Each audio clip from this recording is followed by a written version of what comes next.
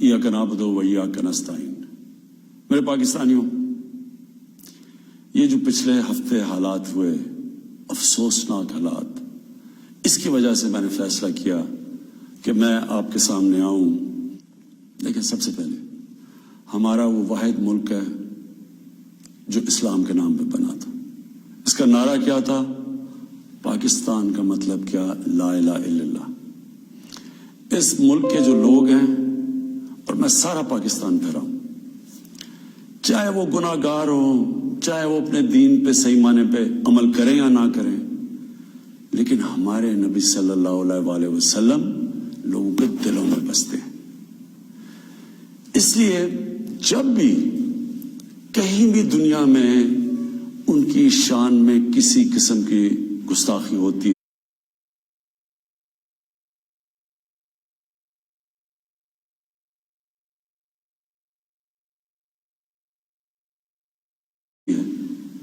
तो हमें तकलीफ मिलती है। लेकिन क्योंकि मैं दुनिया फिरा हुआ हूं, सिर्फ हमें नहीं तकलीफ मिलती, जो भी जहां भी दुनिया में मुसलमान बसता है उन सबको तकलीफ होती है। अब पिछले हफ्ते और ये जो अफसोसनाक हालात हुए, एक जमात ने ऐसे लगा ऐसे कि उनको शायद बाकी पाकिस्तानियों से ज्यादा प्यार है अपने नबी से। देखें, वो जो टीएलपी का जो मकसद है, जिसकी वजह से वो लोग बाहर निकाल रहे हैं, मैं आपको यकीन दिलाता हूं कि वो ही मेरा मकसद है, वो मेरी गवर्नमेंट का मकसद है। हम भी उन्हीं की तरह चाहते हैं कि दुनिया में किसी मुल्क में हमारे नबी की शान में गुस्ताखी ना हो। सिर्फ हमारा तरीकाकार फर्क है। टीएलपी का क्या तरीकाकार है और मेरी गवर्नमेंट और मेरा जब से हम आए हैं, हम क्या कोशिशें कर रहे हैं कि दुनिया में ये गुस्ताखी ना की जाए उनकी शान में, वो ये है। टीएलपी ये कह रही है कि जो फ्रांस में हुआ, फ्रांस के एम्बेसडर को वापस भेजा जाए, उनसे सारे राब्ते खत्म कर दिए जाए। हमारी जो गवर्नमेंट का तरीकाकार है वो मैं अभी आपको तफसील से बताता हूं, लेकिन मकसद हम दोनों का एक ही है। वो भी ये चाहते हैं कि किसी किस्म का किसी मुल्क में किसी की जरूरत ना पड़े क्योंकि उनकी बेहुरमती की जाए। हमारा भी वही मकसद है। तो मैं आज जरा तरीकेकार के ऊपर बात करना चाहता हूं। 1979 के अंदर, नहीं 1990 में गालिबन 1990 के इर्द गिर्द सलमान रुश्दी ने एक किताब लिखी। उस किताब में उसने हमारे नबी सल्लल्लाहु अलैहि वसल्लम की शान में गुस्ताखी की। पाकिस्तान में पब्लिक सड़कों पर निकली, यहां अमेरिकन एम्बेसी पर अटैक किया और लोगों की शहादतें भी हुई। उसके बाद आप उठा के देख लें कि हर थोड़े सालों के बाद कोई ना कोई मगरब के किसी मुल्क में उनकी शान में गुस्ताखी करता है। मुसलमानों को तकलीफ होती है, कहीं बाहर रिएक्शन भी होता है, यहां हमारे मुल्क में मुजाहरे भी होते हैं। लेकिन ये हर थोड़े सालों के बाद यही सिलसिला आगे बढ़ जाता है। तो क्या हमने अभी तक कोई फर्क पड़ा इस अप्रोच से? यही टीएलपी कर रही है। ये भी ये पाकिस्तान में कह रहे हैं कि मुजाहरे करेंगे हम, और किए हैं उन्होंने, और हम सड़कों पे आ जाएंगे, पहले भी किए हैं, कि अगर हम एक्शन ना लें। अब क्या मेरा सवाल ये है कि क्या फ्रांस के एम्बेसडर को वापस भेजना फ्रांस में और उनसे सारे ताल्लुकात तोड़ देना, क्या उससे ये रुक जाएगा? क्या उससे क्या तो कोई गारंटी है कि उसके बाद उनकी शान में कोई गुस्ताखी नहीं करेगा? कोई गारंटी है? मैं मगरब को जानता हूं, मैं आपको गारंटी करता हूं कि अगर आप ये करेंगे, अगर हम ये करें पाकिस्तान, तो इसके बाद किसी और यूरोपियन मुल्क में यही होगा। आजादी के राय पे नाम पे वहां उन्होंने ये एक आजादी राय का इशू बनाया हुआ है। उसके नाम पे वो कहेंगे अच्छा आजादी राय کی وجہ سے انہوں نے یہ کیا، ہم بھی یہ کر رہے ہیں، وہ بھی کوئی گستاخی کریں گے کیا پھر اس کے ایمبیسڈر کو بھی ہم واپس بھیجیں گے؟ اور 50 مسلمان ملک ہیں، کوئی بھی اس طرح نہیں کر رہا، کوئی وہاں کہیں مظاہرے نہیں ہوئے، وہ بھی نہیں کہہ رہے کہ ایمبیسڈر کو واپس بھیجو. تو اس کا پہلے تو کوئی فرق نہیں پڑنا لگا فرانس کو. لیکن میں آپ کو یہ بتاؤں پاکستان کو کیا فرق پڑے گا. سب سے بڑا فرق یہ پڑے گا ہمارے ملک کو کہ بڑی مشکلوں سے ہماری معیشت اٹھ رہی ہے. بڑی دیر کے بعد پاکستان کے اندر انڈسٹری اوپر جا رہی ہے، لارج اسکیل انڈسٹری بڑی دیر کے بعد اٹھ رہی ہے، نوکریاں مل رہی ہیں لوگوں کو. ہمارے ملک میں دولت میں اضافہ ہو رہا ہے، ہماری ایکسپورٹس بڑھ رہی ہیں، ہمارا روپیہ مضبوط ہو رہا ہے. بڑی دیر کے بعد روپیہ مضبوط ہوتا جا رہا ہے. جب روپیہ اوپر جاتا ہے تو مثلا پیٹرول اور ڈیزل سستا کیا ہے، باہر کی جو چیزیں ہم منگواتے ہیں وہ سستی ہونی شروع ہو گئی ہیں. جب ہم فرانس کے ایمبیسڈر کو واپس بھیج کے تعلقات توڑیں گے ان سے، اس کا مطلب کہ یورپین یونین سے ہم تعلقات توڑیں گے. اس کا مطلب کیا کہ جو ہماری آدھی ٹیکسٹائل کی ایکسپورٹس ہیں وہ یورپین یونین میں جاتی ہیں، تو اس کا مطلب آدھی ہماری ٹیکسٹائل ایکسپورٹس وہیں ختم ہو گئی. اس کا مطلب بے روزگاری، فیکٹریاں بند ہو جائیں گی. اور اس کے آگے کیونکہ آدھی ہماری مین ایکسپورٹ ٹیکسٹائل ہے، جب ٹیکسٹائل آدھی رہ جائے گی ایکسپورٹ، ہمارے روپے کے اوپر پریشر پڑے گا، روپیہ گرے گا، مہنگائی بڑھے گی، غربت بڑھے گی. تو نقصان ہمیں ہوگا، فرانس کو کوئی نقصان نہیں ہونے لگا. تیسری چیز اب ہم نے اس کے اوپر جب یہ ہوا تو میں پہلے ذرا آپ کو تھوڑی تفصیل پیچھے بتا دوں. یہ ہم 2-2.5 مہینے سے لگے ہوئے تھے، ہماری گورنمنٹ TLP سے مذاکرات کر رہی تھی. ہم ان کو یہی چیزیں سمجھا رہے تھے کہ اس سے نقصان ہمیں ہونے لگا ہے، ان کو نقصان نہیں ہوگا، ہماری عوام کو نقصان ہوگا. مذاکرات چلتے جا رہے تھے، انہوں نے کہا جی اسمبلی میں رکھو، اور اسمبلی جو فیصلہ کرتی ہے. ہم نے فیصلہ کیا ٹھیک ہے ہم اسمبلی میں یہ رکھتے ہیں. لیکن ہم پھر دیکھنا شروع کیا کہ ان کی موبلائزیشن نیچے ہو رہی ہے، ان کی تیاریاں ہو رہی ہیں اسلام آباد آنے کے لیے. ایک طرف مذاکرات چل رہے ہیں، ایک طرف اسلام آباد آنے کی تیاری ہے. پھر ابھی مذاکرات چل رہے ہیں اور ہم نے یہ فیصلہ کیا ہوا تھا کہ ہم اسمبلی میں رکھیں گے اس ایشو کو. تو پتہ چلا کہ انہوں نے پہلے اناؤنس کر دیا کہ جی اب تو فرانس کا اگر ایمبیسڈر آپ واپس نہیں بھیجیں گے تو ہم سارے اسلام آباد میں دھرنا دیں گے. اس کے بعد یہ ہماری بات چیت ٹوٹی. اس کے بعد پھر یہ اریسٹ ہوئے. اب میں صرف آپ کو بتانا چاہتا ہوں کہ اس سے اب تک ہوا کیا ہمارے ملک میں. ذرا دیکھ لیں کہ ہم نے اپنے آپ کو کتنا نقصان پہنچایا.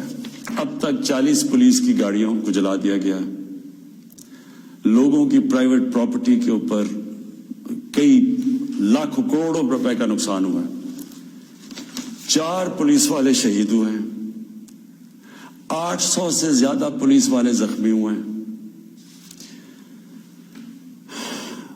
پہلے دن جب شروع ہوا تو تقریباً 100 سڑکیں بلاک کر دی. اس سے جو عوام کو نقصان ہوا، اس سے کئی جو آکسیجن کے سلنڈرز نہیں جا رہے تھے، بیچارے جو کورونا کے مریض ہیں ان میں اموات ہوئی. اور پھر باہر سے کود پڑے لوگ، ہمارے پاکستان کے دشمن. ابھی تک ہم نے جو 4 لاکھ ٹویٹس کو اینالائز کیا، ان میں سے 70% فیک اکاؤنٹ سے تھی. مثلا پروپیگنڈا، جس طرح یورپین یونین کی ڈس انفارمیشن لیب نے جب بتایا کہ ہندوستان کی کوئی 600 سائٹس ہیں، فیک سائٹس، میڈیا سائٹس، جس سے وہ فیک نیوز اور پروپیگنڈا کر رہے ہیں پاکستان کے خلاف. تو یہاں بھی ہمیں پتا چلا کہ 380 ہندوستان کے انڈیا کے گروپ تھے جو کہ واٹس ایپ سے فیک نیوز چلا رہے تھے کہ سول وار ہو گئی پاکستان میں. ہماری پولیٹیکل پارٹیز، مجھے افسوس سے کہنا پڑتا ہے کہ وہی JUI جو فضل الرحمان کی پارٹی، وہ بھی بیچ میں شامل ہو گئی کہ کسی طرح گورنمنٹ کو ڈی سٹیبلائز کریں، ملک کو نقصان پہنچائیں. ساتھ وہ نون لیگ. اب ان سے میں پوچھتا ہوں کہ جب یہ سلمان رشدی نے کتاب لکھی تھی تو نواز شریف تو پہلی دفعہ پرائم منسٹر بنے تھے. کتنی انہوں نے سٹیٹمنٹس دی تھی, کتنی دفعہ انہوں نے کسی فورم میں کہا تھا کہ اس نے بڑا غلط کام کیا, مسلمانوں کے دلوں کو تکلیف پہنچائی ہے. کتنی دفعہ کسی بھی مسلمان ہیڈ آف اسٹیٹ نے کسی انٹرنیشنل فورم پہ اس پہ بات کی تھی, تو آج ان کے ساتھ مل گئے ہیں صرف انتشار پھیلانے کے لیے. دیکھیں, اب یہ میں نے آپ کو بتایا کہ ایک اپروچ ہے کہ اپنے ملک میں مظاہرے کرو, اپنے ملک کو نقصان کرو, کوئی فرق نہیں پڑتا فرانس کو, اچھا ایمبیسڈر واپس بھیج دو, کوئی فرق نہیں پڑتا. اب یہ سنیں کہ میری اپروچ کیا ہے. مقصد تو ہمارا ایک ہی ہے.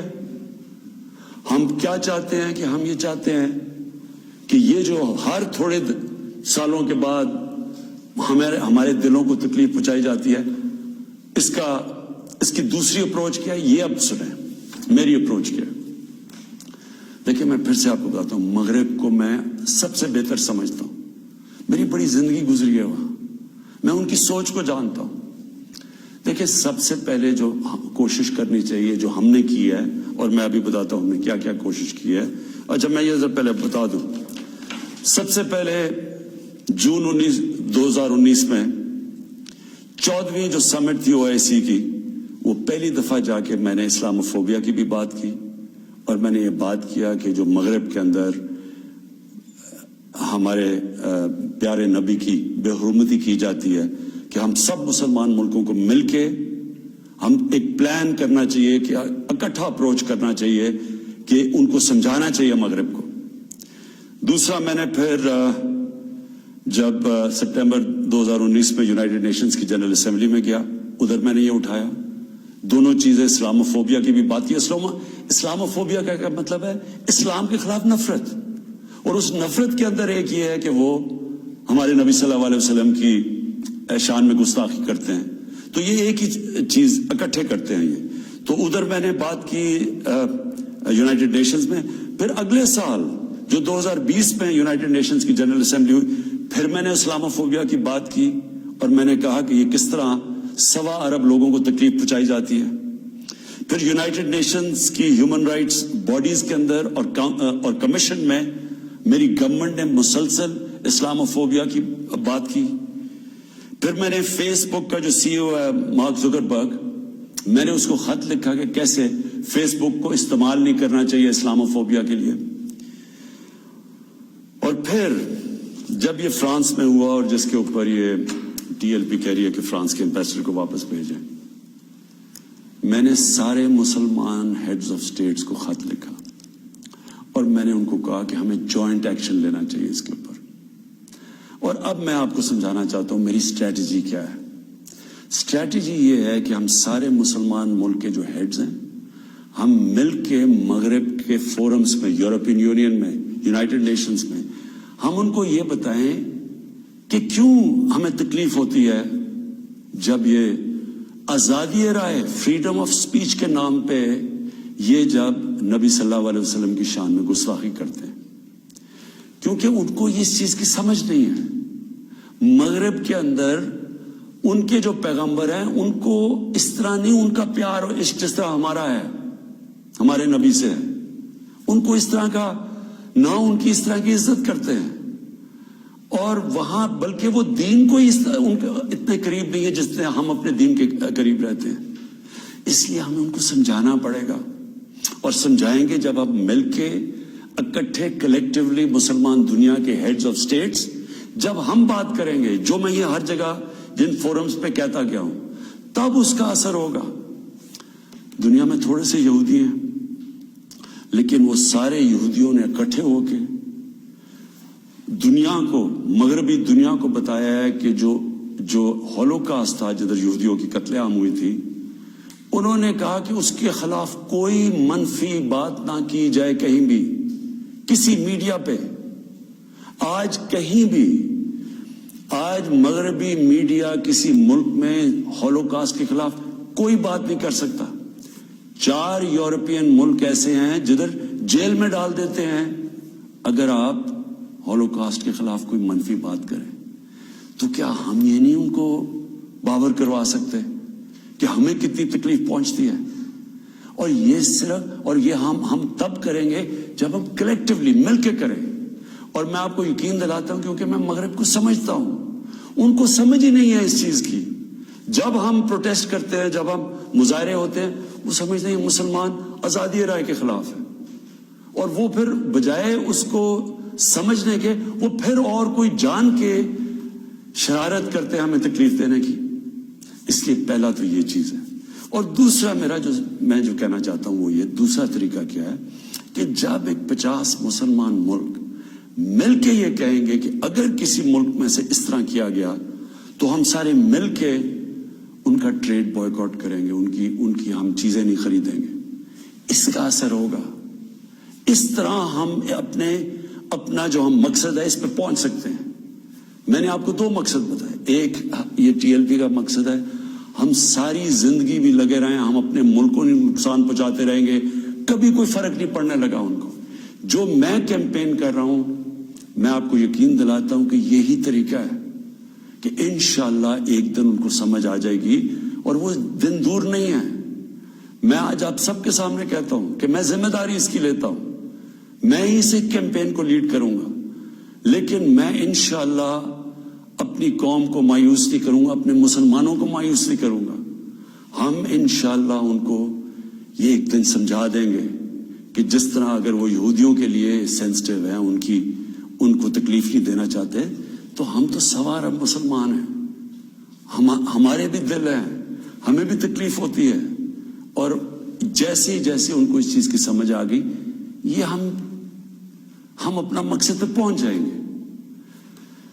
آخر میں اپنے علماء ان کو خاص طور پہ کہنا چاہتا ہوں کہ آپ کو اس میں ہمارے ساتھ مل کے، میرے ساتھ مل کے میری تائید کرنی چاہیے، ہماری مدد کرنی چاہیے، کیونکہ یہ جو چیزیں یہ جو ہو رہے ہیں ہمارے ملک کو نقصان پہنچ رہا ہے، اس سے تکلیف پہنچتی ہے. ہماری پولیس سے جو ہوا ہے، 800 پولیس انجر ہوئی ہے، جو ان کو کئی ہسپتالوں میں پڑے ہوئے ہیں. تو اس سے کس کو فائدہ ہوا ہے؟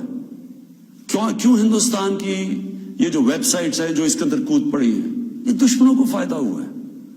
قوم کو کیا فائدہ ہوا اس سے؟ قوم کو تو صرف نقصان ہوا ہے. اور جو مقصد ہے ہمارا، اس سے تو اس پہ نہیں پہنچ رہے ہم. کوئی فرق نہیں پڑے گا کسی مغربی ممالک کو جو مرضی ہم اپنا ملک کا نقصان کریں. جرم کہیں اور ہو، ہم اپنے اوپر خود کو حملہ کر دیں. یہ کون سی عقل اور سمجھ ہے؟ تو میں آپ سب کو کہوں گا، اپنی قوم کو کہوں گا کہ یہ ٹائم ہے اکٹھے ہونے کا. ہمارا ملک بڑی مشکلوں سے ایک اس طرف نکل رہا ہے کہ ہم اب اوپر آنے والے ہیں. ہماری معیشت اٹھ رہی ہے، لوگوں کو روزگار مل رہا ہے، ہمارا روپیہ مضبوط ہو رہا ہے، ہمارا ملک کا ڈائریکشن ٹھیک ہے. تو یہ ٹائم اپنے ملک کو نقصان پہنچانے کے لیے نہیں ہے. یہ صرف ہمارے ملک کے دشمن ہمیں نقصان پہنچائیں گے. ہم سب کو اب اکٹھے ہو کے اللہ کا شکر ادا کرنا چاہیے کہ ہم یہ 2 سال بڑے مشکل وقت سے گزرے ہیں. حالانکہ ہمارے پاس اس وقت کرونا کا ایک تیسرا ویو آیا ہوا ہے، اس کے اوپر ہمیں سب کو مل کے SOPs پہ چلنا چاہیے. اللہ سے دعا کرنی چاہیے کہ ہمیں اس مشکل سے بھی نکال دے، اور پھر اس کا شکر ادا کرنا چاہیے کہ ہم 2 سال کے بعد ایک قوم، ہماری معیشت اٹھ رہی ہے، تو ہم اس کو نقصان نہ پہنچائیں. پاکستان پائندہ باد.